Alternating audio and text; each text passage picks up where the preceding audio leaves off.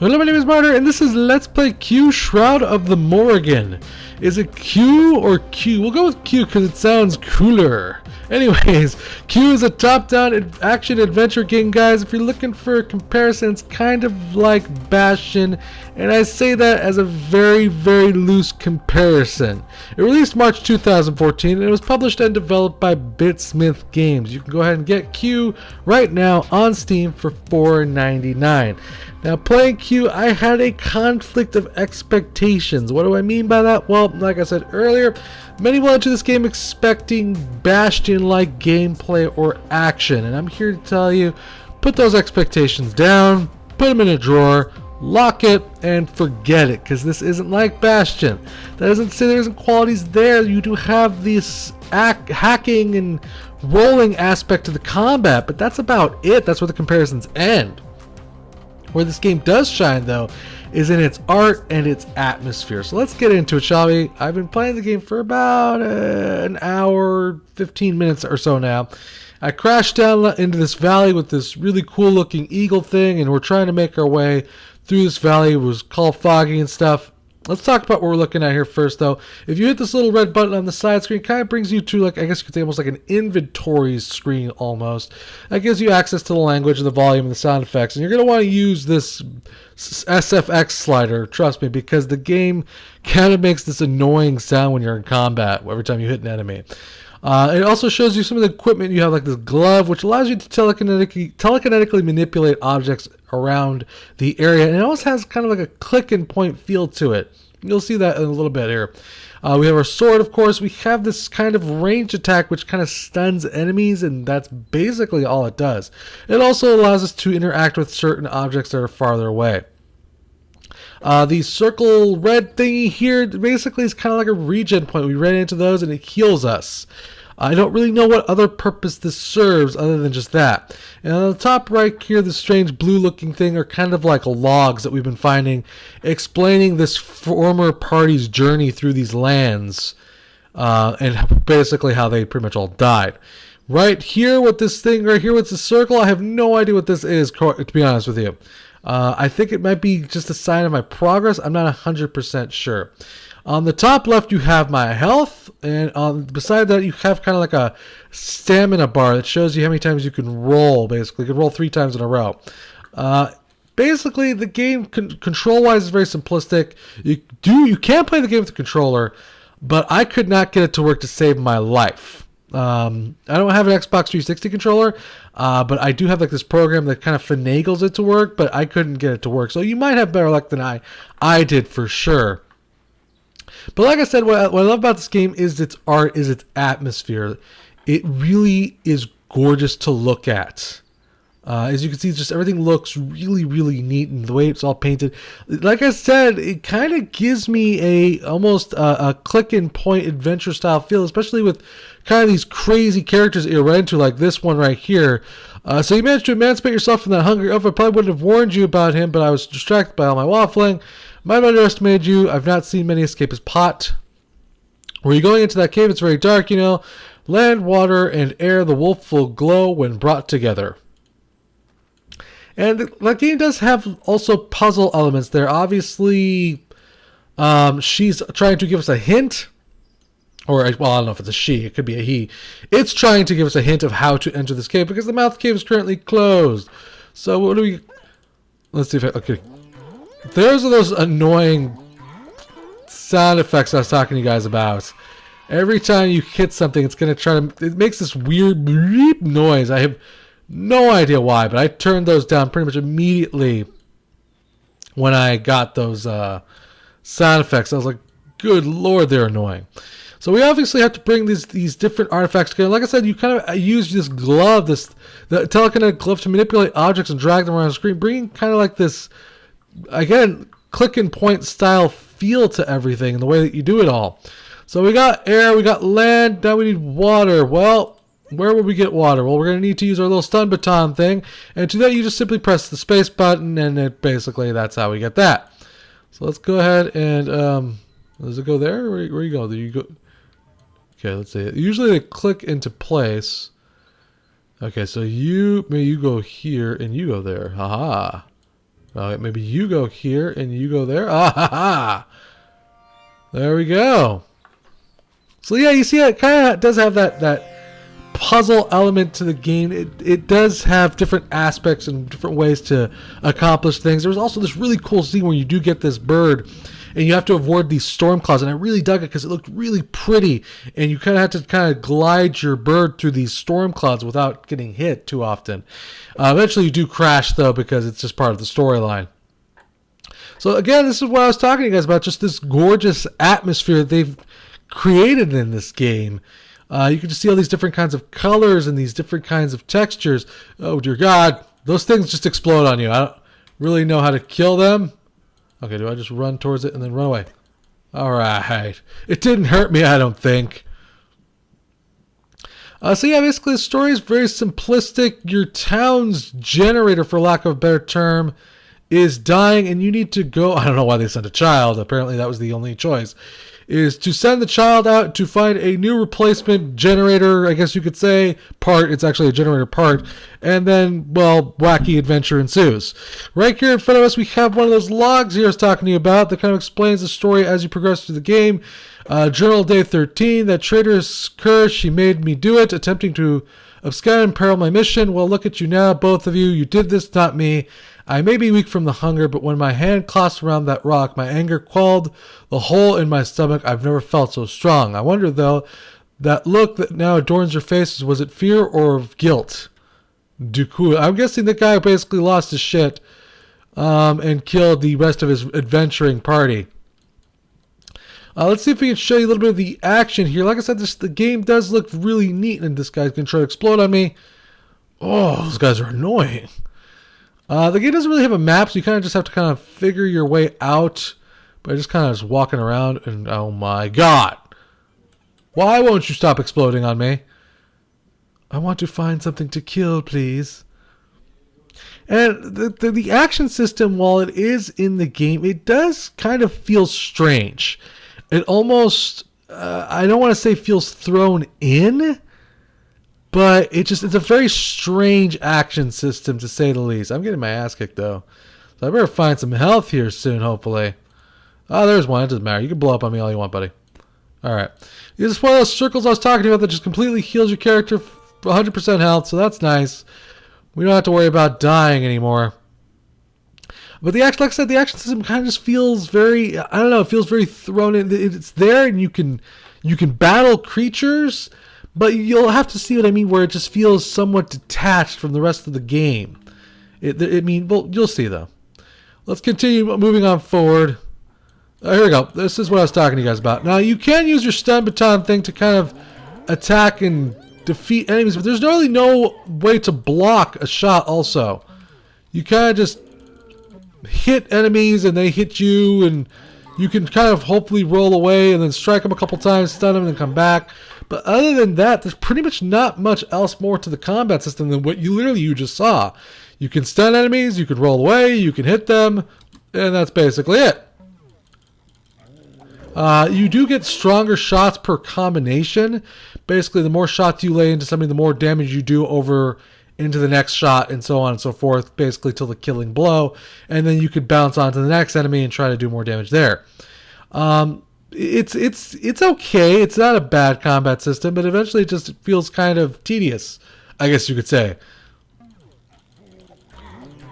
It's not very difficult, to say the least. But, so, like I said, it feels almost tacked on. To be honest with you, I would have almost preferred a straight-up click-and-point adventure-style game, because the game is just so really beautiful and has all these different kinds of crazy characters, and it's just all very stylized. And it has that puzzle element where you can kind of click things and drag them around the screen. It almost begs to be a click-and-point adventure game, but for some reason they kind of have this weird action system in the game, weird combat system in the game. It's okay, it's just not amazing. But, you know, it's there, you can enjoy it, it's part of the game. I don't feel like it's the game's strong point. Like I said, I feel the game's strong point is its atmosphere, is its story, is its overall, I guess you could say, feel of the game. So let's continue moving on here. Musically, I haven't heard too much music. There's this beginning scene where you're in a town. There's a lot of music playing, and it sounds really neat, and the town looks really cool. I wish there would have been a little bit more, oh boy, what the heck? Time to play with other people in town, but really you kind of leave the town very quickly, and that all kind of ends. But their music is good here. Like I said, there's certain sound effects that drive me crazy, though. Every time you kill a rabbit, you hear like some weird kids cheering. It's like Viva Pinata. I don't really understand the point of that, but hey, whatever. And every time you strike an enemy, it does have this strange boing noise, which kind of gets a little annoying. I think this is our last journal entry. It sleeps at night, then when I'll go, it's so big it won't hear me. I can see the door of this cave. I can't breathe in here anymore. I need to go through that door. It's nice there. I can hear her singing. She wants me to stay with her. Through the door, I'll be happy. She loves me. Yeah, so this guy obviously lost his shit. I have no idea what's going on here with this button, by the way. It's kind of freaking out. I don't know why. The game does have some glitches here and there. Mostly with the control scheme. What in the balls?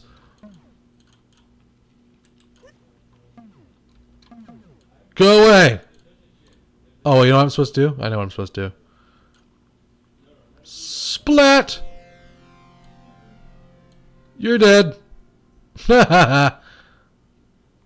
Okay, so we defeated that creature, and apparently it opened a cave door, so murdering that creature opened a cave door.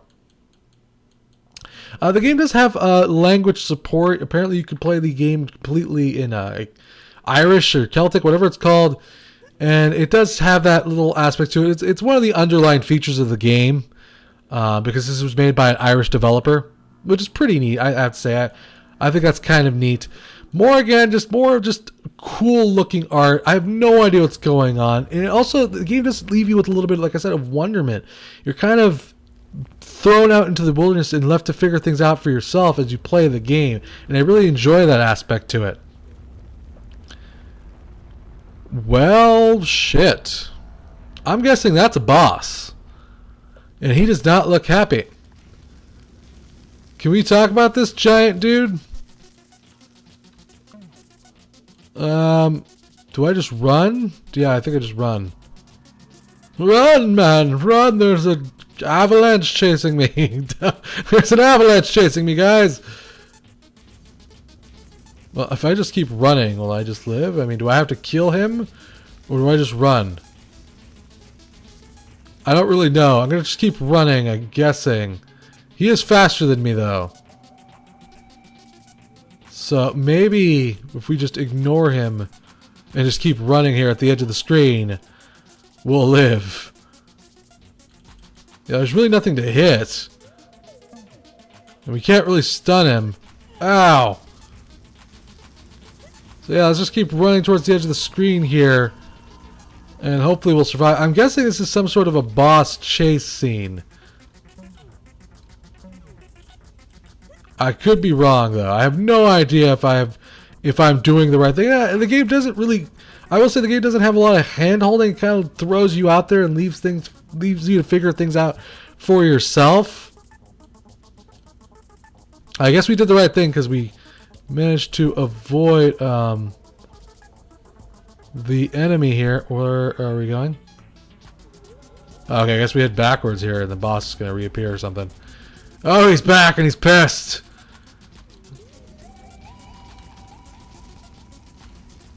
Oh my god, he's completely missing me. I don't really understand what his problem is. You know, I'm like in the middle. You could just move your fist over a foot and you'd probably hit me, dude. Is he dying? Did I defeat him? I have no idea. Every time you kind of beat an area, you kind of like these weird image cutscene things that show you what happened. I'm guessing he knocked out the floor from underneath us and we fell. That's what they're trying to show there. Let's see if we can just click this button though. That would be great. And now we are where? I have no idea. Yeah, we definitely fell from the looks of it. and are now in front of this weird looking door, which we need to find the entrance to. Okay, so like I said, it does have that puzzle-esque element, so we gotta figure out where exactly to click on, manipulate to open this gate. There is a crystal. Aha. So that looks like, I think that did it. And sometimes you're required to also beat on things to open them.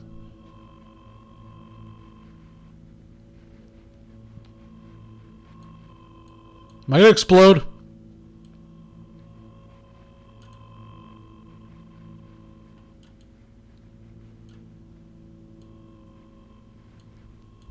These lasers are chasing me. I don't exactly understand what they want me to do here. If I just beat the crap out of you, will that do it? Well, yeah, it certainly does seem to do it. They're just beating the shit out of them works. I guess they were trying to hurt me, those lasers, huh? Obviously.